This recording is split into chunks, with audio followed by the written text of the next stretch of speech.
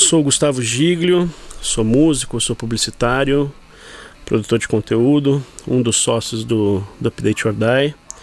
Além do Update, sou baixista no Kisser Clan, faço curadoria e sou head de conteúdo também do Unlock CCXP. Tenho uma marca de café que é o Coffee Hunter e por aí vai.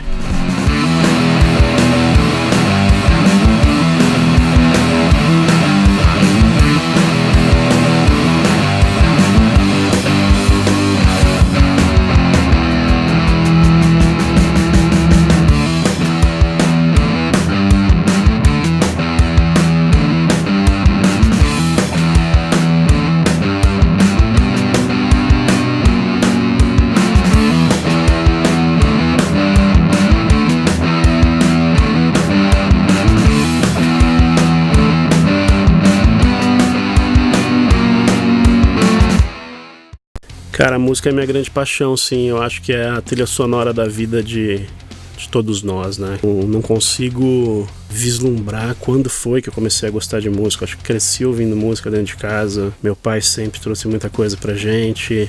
Minha mãe também adora. Então fui educado ouvindo música e é a trilha sonora da minha vida, né? Ou tocando, ou ouvindo, ou trabalhando com. Sempre música foi o BG de tudo que me moveu até aqui.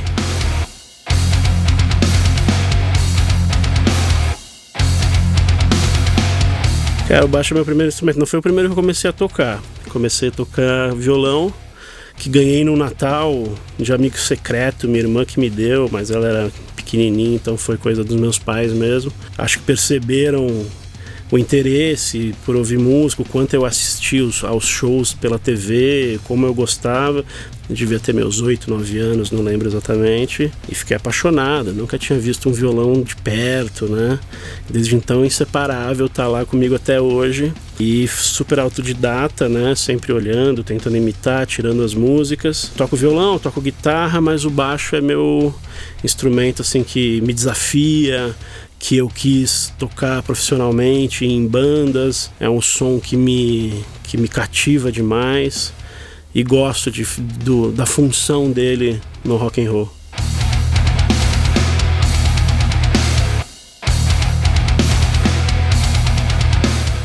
Eu tinha um pôster do Andreas na minha cabeça, cara, na minha cama, né? Assim, não esqueço isso. E você vê, né, coisas de fãs que sobem no palco, do cara que virou vocalista da banda e tal. Não, nunca tinha imaginado que isso pudesse acontecer. E quando a gente foi, por causa da vida, por causa do trabalho, por causa de amigos em comum, né, a gente foi se encontrando pela vida. A gente chegou a fazer jam, tocamos alguma coisa, não sei o que lá, mas nunca imaginei que ia ser um projetão mesmo, né? De gravar, de sair pra estrada, de Rock in Rio. E, pô, sou extremamente honrado, né? E me sinto super privilegiado porque é uma baita de uma experiência e que marca a vida de quem tá envolvido, né? Não tem como. Dá vontade, mas sabemos das dificuldades que é fazer música nesse país e da dedicação que você precisa ter para isso, mas ao mesmo tempo sou super apaixonado pelas outras coisas que eu faço, pela minha empresa, e sei da agenda dos outros músicos também, que é super complicada, e eles têm projetos que são, né, o que eles se dedicam 100%, como Sepultura, como Torture Squad, no caso do Amilcar, né, que é o baterista do Kisser Clan, o próprio Johan com a Silks e outros projetos. Então pra gente fica difícil que o Kisser Clan seja nosso principal negócio, né? A gente não consegue se dedicar 100% à banda, né? Mas ela foi virando banda cada vez mais, cresceu, fizemos show pelo Brasil inteiro, fizemos show fora e...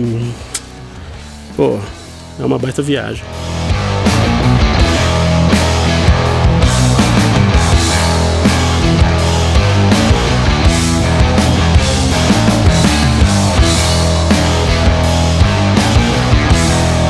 Me sinto extremamente bem-vindo nesse universo, me faço parte completamente, adoro estar nesse lugar. Claro que eu tenho um olhar um pouco diferente do negócio, ou da parte gráfica, ou como produto, ou como lançamento, né? Que aí é o marqueteiro falando, mas eu acho que isso traz coisa boa para a banda também, que é o cuidado estético, é o cuidado com cada material que a gente lança, é o cuidado com as negociações. Eu acho que trazer essa experiência um pouco empresta para a banda um profissionalismo interessante, e isso tem consequências positivas, né, no negócio. E hoje em dia também não é só mais você ter um talento musical e gravar a música, tem todo um ambiente que você precisa criar para sua música chegar até as pessoas certas e ganhar o mundo, né? A gente tem um monte de ferramenta, né? Então, o cara faz sucesso de dentro do quarto, né? Eu me sinto bem transitando em ambos os mundos, só que o universo da música eu me sinto mais à vontade, talvez, né? Porque é tudo gente boa, né? A maioria. Cara, eu acho que acaba ficando no perfil desses profissionais, dessas pessoas, que é comunicação, né? Música, publicidade, entretenimento no geral, a gente está navegando os mesmos conceitos, né? Não sei se é exatamente essa palavra, mas eu acho que ter um cara como eu na banda, eu acho que profissionaliza algumas coisas que talvez levasse um tempo até chegar em alguém para cuidar desse tipo de cuidado estético, com imagem, a coisa mais boba possível. A foto que você posta no Instagram, ela tá em uma qualidade boa, sabe? O cuidado com o logo, essas coisas, né? Que tem muitas bandas que não dão atenção para isso. E eu acho que o público, eu acho que mesmo a banda, os contratantes, eu acho que quem está envolvido nesse mercado percebe isso, né? Entende que tem um cuidado ali, que essa banda tem um patamar diferenciado, faz toda a diferença para a gente se posicionar, né? Porque é uma coisa séria. Então eu acho, cara, que do mesmo jeito que a gente se dedica para tirar as músicas, para compor as músicas, para os ensaios, é importante também ter esse olhar de empresa, de marca. Cara, não tem um dia que você não vê alguém com uma camiseta do Iron Maiden ou do Metallica. E hoje, como a gente não compra mais disco, né, a gente não tem mais aquele costume, talvez a gente ainda faça isso, mas o mercado, essa geração não pega, né, o vinilzão e passa uma hora olhando ali a capa do Powerslave, né? Mas tem a camiseta, tem o adesivo, tem as redes sociais, tem essa conversa com o seu ídolo, né? Então acho que esse posicionamento precisa ser super cuidadoso e o mais bem feito possível. Os músicos, as pessoas que estão à frente da banda se tornam influenciadores, né? Não sei se é essa a palavra, mas tem uma voz importante como formador de opinião, que é a mesma coisa quando o cara escreve a letra, como quando ele se posiciona. Esse contato diário e em real time, né, com o seu público, é super importante que você tenha um cuidado, né, com o que você fala, como você se posiciona e passar o seu posicionamento, né? Então eu acho que muda o mercado porque não dá mais para se esconder, né? Você tem que ser de verdade. A gente não pode partir do pressuposto que o público não entende o que é verdade ou não. Eu acho que o rock and roll tem muito essa atitude, né? Que é ser autêntico, né? E genuíno no que faz.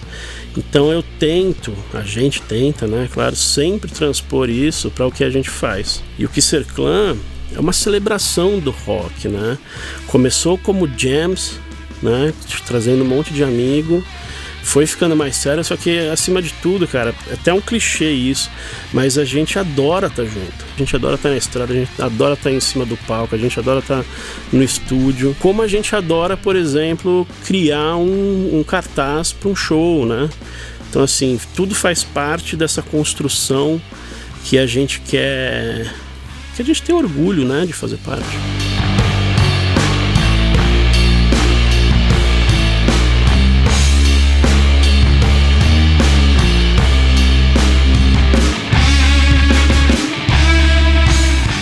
Cara, é engraçado perguntar isso, falar sobre isso, porque o Update, cara, é uma comunidade de profissionais criativos que compartilham achados há, sei lá, 12 anos, diariamente, muita coisa, né? A gente busca pessoas e magnetiza pessoas que são apaixonadas por diversas coisas, né? Então, por exemplo, eu sou muito fã de cultura pop, de quadrinho, de cinema, mas aí tem o cara que é fotógrafo, tem o cara que é surfista, meu sócio é apaixonado por tênis. Então, assim, todo mundo traz suas referências para gerar repertório e insight para o nosso público. Mas se tem um ponto em comum de todas essas pessoas é a música. Todo mundo é apaixonado por música. Diariamente tem algum conteúdo sobre música lá. Ou algo super novo, ou algo muito antigo. Porque assim, entendem o Update como um lugar de tendências, e não é a nossa pretensão e nunca foi. É muito mais um lugar para você buscar referência, para você construir seu repertório. Então algo que você escuta, alguma música de, sei lá, da década de 30, é super atual, é super interessante, é bom pra cacete, né? E vale a pena a gente recuperar isso e estudar isso, né? E a gente tem essa característica de ser garimpeiro, né?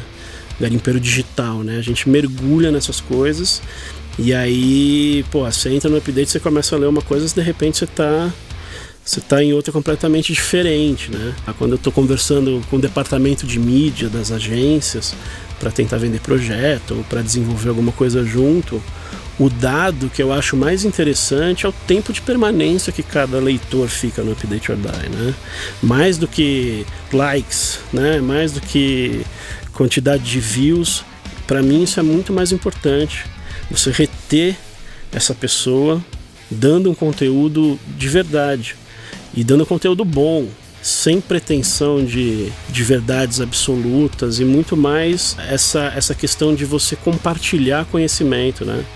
E também sou um apaixonado. Por que a gente pergunta como é que você consegue ficar tanto tempo nesse negócio, né? Que está crescendo cada vez mais.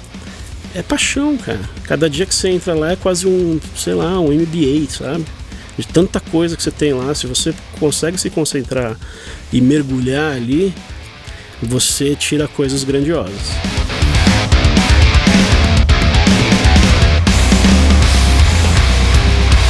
Aí, por exemplo, esse lance da paixão me fez eu me aproximar com o pessoal da CCXP, da Omelette Company, né, que criou e produz a CCXP. Fui alguns anos seguidos para San Diego, para Comic Con, com o Update or Die, com parceria da Disney para produzir conteúdo. E também foi inevitável me aproximar do pessoal aqui no Brasil, porque é um monstro, né, o que eles produzem. E eu acabei virando o head de conteúdo e curador do Unlock CCXP. O Unlock é um evento que acontece 2 dias antes da abertura oficial da CCXP, e é tipo um Business Summit. A gente leva lá palestras, painéis, workshops de profissionais envolvidos no mercado de entretenimento para falar sobre negócio, para falar sobre os bastidores dos negócios. Então, por exemplo, a gente tem uma tour pelos bastidores e montagem da CCXP. Então, para aquele público e para quem está envolvido, ver os caras martelando lá, construindo os stands, é super interessante, porque também é todo mundo apaixonado por esse universo, né? E daí tá saindo um monte de coisa grandiosa também, projetos grandes, coisas muito interessantes. E, por exemplo, falando de música, né? Eu faço questão sempre de, nesses painéis, falar um pouco de comportamento musical e do business, né?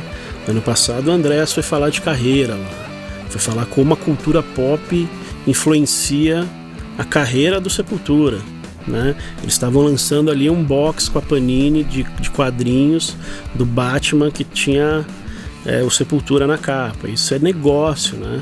Isso é a banda criando uma parceria com uma editora que produz quadrinhos, né? A gente leva o pessoal do Spotify para falar sobre streaming, né? O que esse mercado, como que a geração Z, como é que os millennials estão se comportando em relação a isso, né? Esse ano a gente vai ter uma masterclass sobre podcasts, né?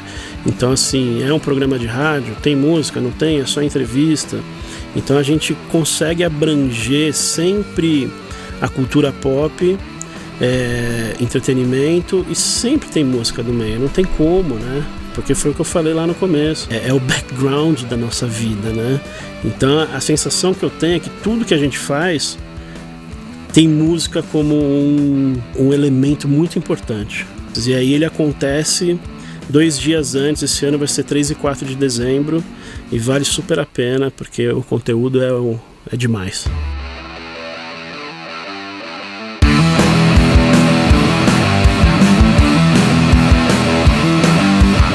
Tem um acontecimento na minha vida que foi quando a gente tocou com o Matt Sorum, né? Do Guns, do Cult, do Velvet Revolver. Quando que você vai imaginar isso, né? Por uma oportunidade comercial que a gente teve de juntar as produtoras, a Lucha, onde a gente tá aqui, né? Que é super parceira do Update, que do Paulinho, que puta, é praticamente meu irmão. A gente foi para Los Angeles apresentar a Lucha pro Matt Sorum e o Drake Studio. Pô, o cara recebeu a gente na casa dele em Palm Springs, passamos o dia com ele. No dia seguinte fomos jantar, tocamos no estúdio, fizemos uma jam, não sei o que lá. O cara veio pro Brasil, fizemos 2 shows com eles, tocando covers, né? Motorhead, Guns, Velvet. Assim, cara, quando é que você vai imaginar um negócio desse, né? E a gente tá próximo até hoje, né? A gente troca e-mail, troca mensagem, se conversa, se fala sempre. E, pô, puta cara legal. Só que de repente você tá lá sentado no sofá do baterista do Guns falando sobre, sei lá, é muito louco, cara. Um dos outros projetos que eu tô encabeçando é o Coffee Hunter, que é uma marca de café que eu e meu irmão, o Felipe, a gente criou para fazer o Branded Coffee, que foi o que a gente chamou agora, que são cafés especiais para as marcas, e com o perfil de torra, com uma ligação com a marca e tal, só que aí a gente faz desde a escolha do grão até o produto final, só que toda a parte de comunicação também. Então logo, campanha, foto, vídeo. E recentemente, graças ao Paulo Xisto, baixista do Sepultura, em contato com o David Ellefson, baixista do Megadeth, que tem um café lá nos Estados Unidos, a gente vai produzir um em parceria aqui no Brasil até o fim do ano.